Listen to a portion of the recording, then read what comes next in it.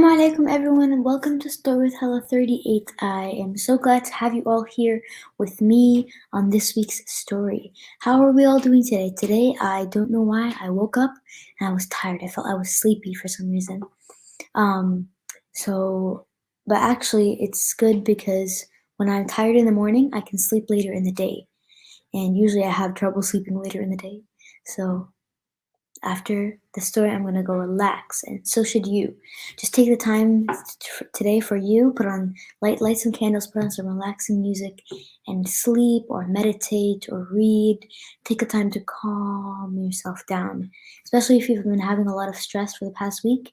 Stressing isn't gonna help anything, especially if you're a student or a working adult or parent, and you've been having a lot of stress because of work. You're not going to be able to work if you don't take the time for yourself to take care of yourself and to wind down. So maybe if you have some candles lying around the house, and that has to do with our craft. So light them and relax. And we're going to be making a craft that has to do with candles, and that will surely help you relax and wind down. So we're going to be moving on to the story today. And again, when it comes to Ramadan stories, I can't find many of them on Epic or can't find PDFs of them, but read alouds on YouTube really help. And I'm just going to be sort of skipping through the video into the pages. So the person who made this read aloud was Christiana Zavadilova. I hope I'm saying that right. So if you want to go to her read aloud, then go to her channel, which I will show right now in a moment when I share my screen. Okay, let's go to the Ramadan moon. So as you can see here, this is her channel. This book is like sort of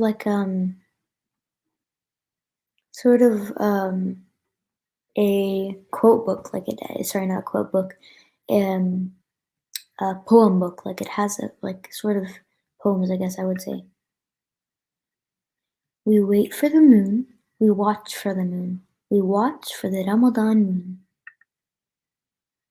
We fast by day under the moon, under the moon, under the Ramadan moon. We eat at night under the moon, under the moon, under the Ramadan moon. We speak kind words and stop bad habits under the moon. We give to the poor and read Quran under the moon. We hang bright lights and bake sweet treats under the Ramadan moon. That makes me crave a taif.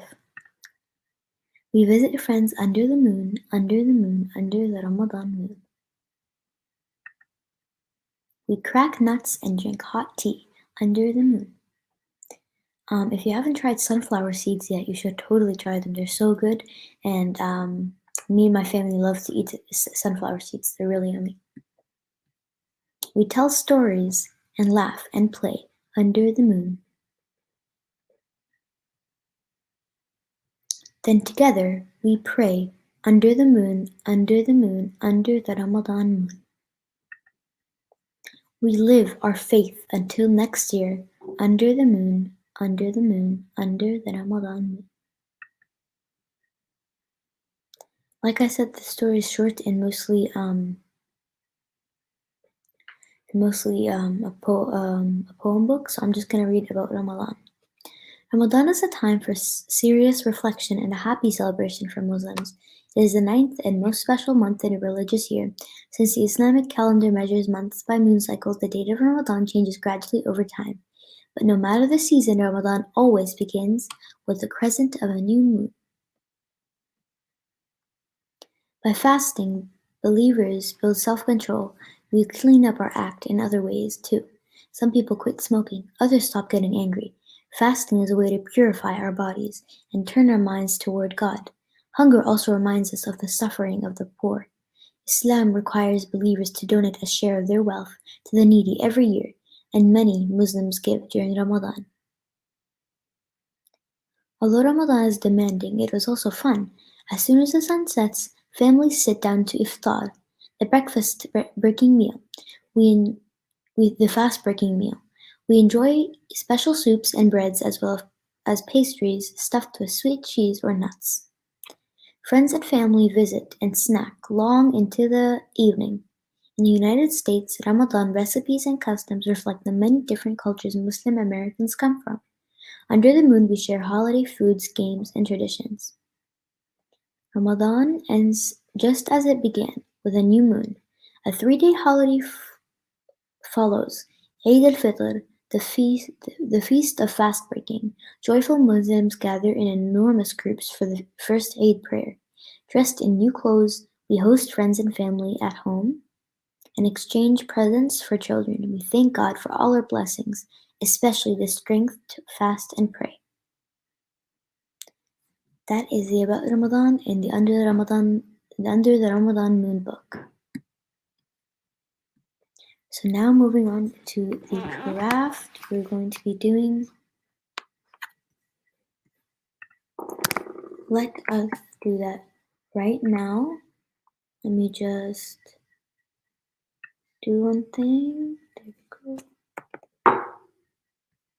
Okay, so like I said, the craft is gonna have something to do with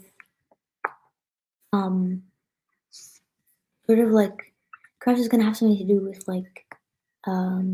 candles or lanterns or that kind of stuff. Yes, we're going to be making a lantern. So let us do that right now. Okay, so what you're gonna need is a jar, any type of jar. I'm using this jar. Could be a mason jar. Like I said, any type of jar. Also gonna need some paint. I prefer light paint for this, just one specific craft. You're gonna need a candle.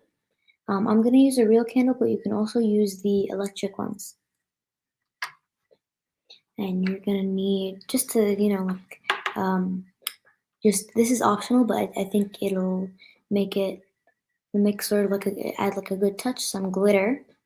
I chose some gold glitter, and you're gonna need some stickers. You can get these off of Amazon or from Dollarama or anything with crescents on them. So over here I have a bowl of the paint, and I'm gonna add more paint because this isn't enough for our giant lantern. So add more. There we go. Mix it up a little bit. Okay, so now we're gonna take our jar and we're gonna take I'm gonna pick one sticker. The stickers I have are very flexible and light, but they're really pretty and they're gold actually. So I'm kind of disappointed that we're not going to be using these for the actual decoration because they're actually really pretty, but they'll come in handy for a different craft.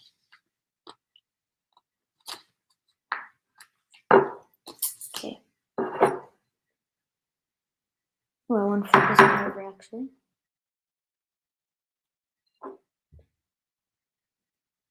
So I kind of spoiled the craft already, saying that I'm sad that we won't be using it for decoration in this craft, but I think you can kind of know where this is heading. We're going to be sticking the stickers on and then painting over it, and then we're going to be taking them off. So it'll reveal like little windows, I guess you could say, of these little crescents, and it'll show the candle. And I have also a big circle, which I'll be putting like somewhere around right here, so that when I peel off the big circle, it'll have like a big window of like the candle, a good big view of the candle. I'm gonna be using more and more of this. I'm gonna put them all around the whole lantern. This one isn't like the other lanterns that I've made before. It's a glass lantern, which I think is super cool actually.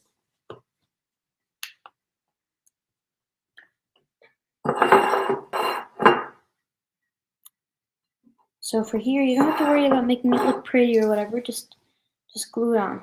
Boom, smack.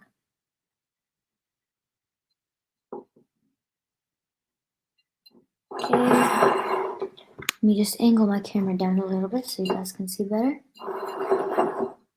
Let me see, is there any sides I need to film? No, it's pretty good.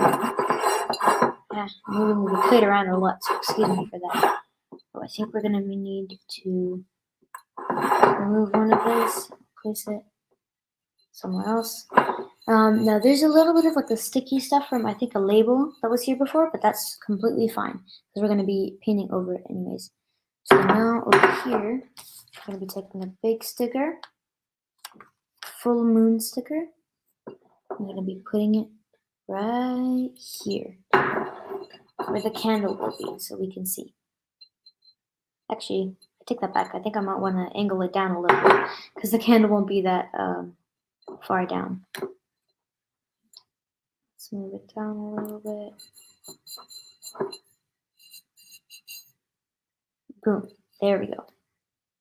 So now that we have our jar, it's time for the fun part, which is the painting. So let us dip into our little paint jar here and hold it from the top so we don't smudge on anything. And let's start. It's gonna be so weird painting over these pretty stickers. Now, this is really light paint, so you're gonna have to do several coats of this paint. But if we also use a darker color, it won't show the actual candle as much, and it'll block out most of the light.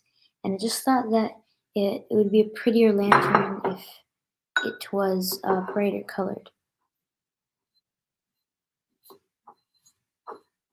So, like I was saying before, this will help you relax and wind down because everyone needs a break sometimes. So, what we're going to talk about today is just as I'm painting, I'm just going to talk about a few things. And the few things are mostly about taking a break. So, for some people, taking a break might seem lazy or something, but really, everyone needs a break because everyone's human. So, if you're feeling tired and you feel like you need a break, take a break. Don't be ashamed for it because everyone needs a break sometimes from their work, or their family, or well, not family actually. That came out wrong. Everyone needs a break from their daily life. So if you feel like you've been overstressing, relax, wind down, maybe do some crafts or some painting. Painting always helps me calm down. I love painting with my little brother, and most of the time I draw things like landscapes or just abstract painting, and he loves to draw about solar systems and space. So maybe take the time to spend some time with your family, or check up on some friends, or check up on some family. Maybe, who knows, maybe you and your friends have a talent that you never knew sorry, not a talent, a similarity or like a hobby that both of you guys enjoy and you could do it together. But when you're focused on all of your work, you won't be, the beautiful times in life will start to pass you by, and you won't be able to enjoy the simple times in life, simple and happy times in life. So when you take a break, next time you take a break, don't feel ashamed for it. Just relax and take the time to either take care of yourself or hang out with friends and family around you. So that is sort of like our daily talk, as I'm painting this jar. So as you can see, the jar is getting sort of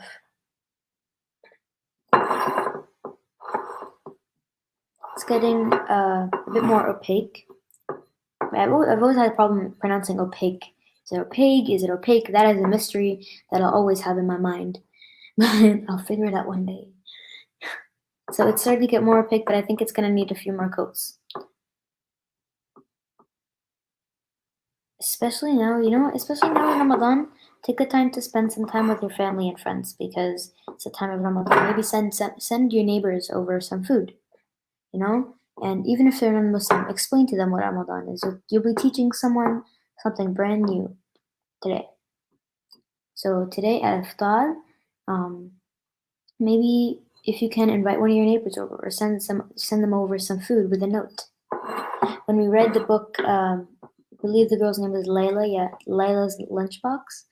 It said that they send over notes at iftar to their neighbors, which I think they send over notes and food to their neighbors in iftar, so, which is something I think is very sweet, even mostly, especially in Canada here.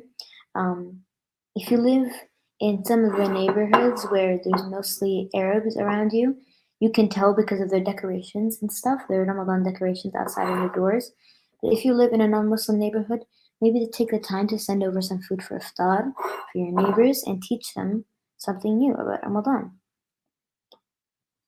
So you know what I think over here, I'm just gonna touch up here and there a little bit, and I'm going to leave sort of put it around here. So as I'm doing this jar, for those of you who are watching live right now, and even if you're not watching live and you're watching this later on in the day, um, in my stories, I love when live comments pop up, and I love if you guys could ask me questions so that I could answer to give me something sort of to talk about while I'm painting or something, so I can answer your questions or to share some stuff or any suggestions for new for new crafts or stories. If you found some good stories or really any suggestions, I would love to take suggestions and I would love to take questions. So if you're watching this live, and I know many people don't have the time in their day to watch live because a lot of people are busy, especially at this time cooking. But for those of you who are watching this live, feel free to leave a suggestion or a question in the comments. They pop up on the screen over here so I can see them. Okay, so I wish I could do it on the inside, but then we already put the stickers on and it won't show properly. So obviously this is gonna need much more coats, but since we're just on camera right now, I'm just gonna peel it off just because we're off camera. Obviously this is gonna need much more coats, and if I weren't in a rush to finish this up, I would doing a fantastic job. The good work you actually wanted to do. Thank you so much. That is so sweet. That meant so much to me. I'm glad I'm entertaining. Thank you so much. I will continue working every day to make the stories better and more entertaining for you guys. What's the best thing you like about Ramadan? Probably just to spend time with my friends and family and uh, I don't know the word in English, so I'm just gonna say in Arabic, the ajwa of Ramadan, you know what I mean? The vibe, there it is. You know, it's like everyone's happy and cheery around, and everyone's with their friends and with their family, and it's so nice to see people like eating iftar together with their friends and sometimes even cousins. So I know, especially in Arab families, most of people have a lot of cousins, and I know myself, I have like 20 million cadillion cousins.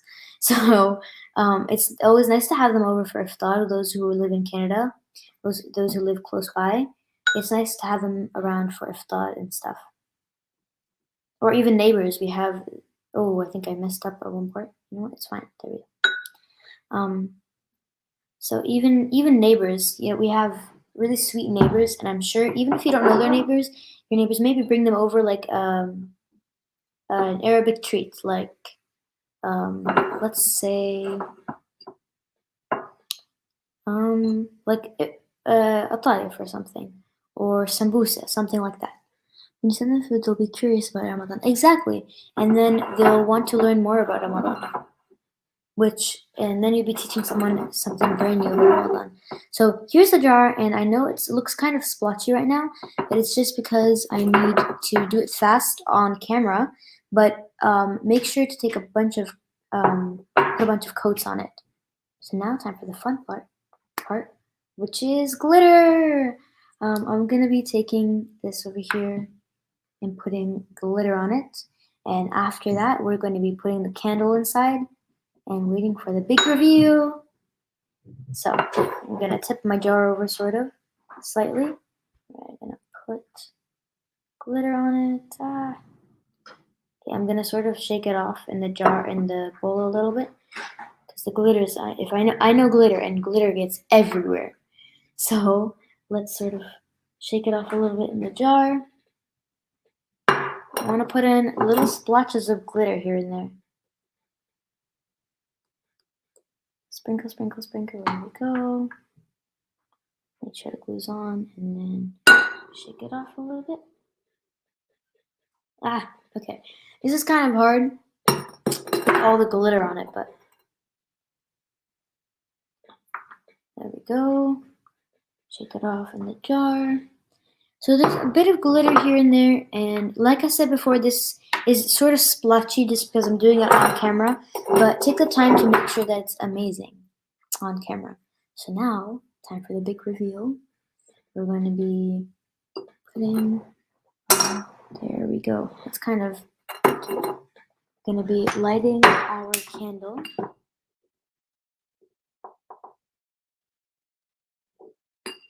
And ooh, that candle is cool looking. I'm closing some of the other lights so that we can see this better.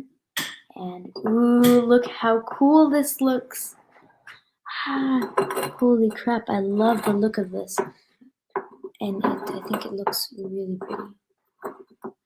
I'm gonna see the little lantern. Is Ramadan a culture? We know that Ramadan is a religious thing. Consider it a culture.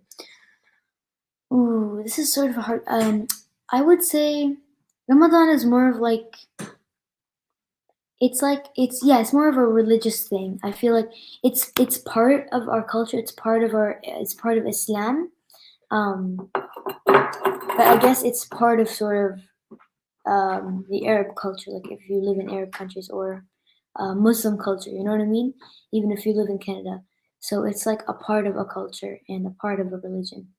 So that is our lantern, and I think this looks amazing.